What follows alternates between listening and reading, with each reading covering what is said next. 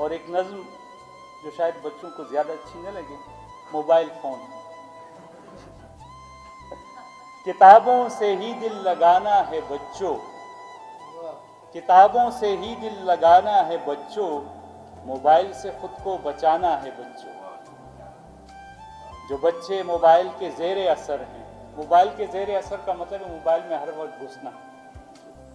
जो बच्चे मोबाइल के ज़ेरे असर हैं वो सब इसके नुकसान से बेखबर हैं, वो सब इसके नुकसान से बेखबर हैं।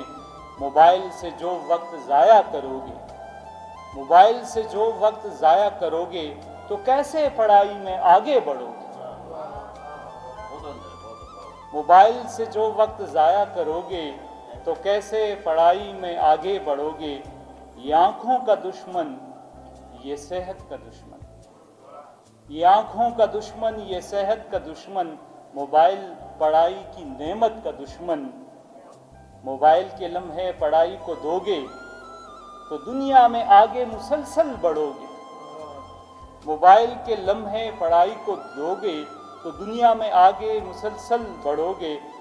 मोबाइल से पढ़ने में लेना मदद तुम, मोबाइल के जो मस्बत हवाले हैं, मोबाइल से पढ़ने में लेना मदद तुम, कि A1 की पाओ हमेशा सनद तुम, कि A1 की पाओ हमेशा सनद तुम।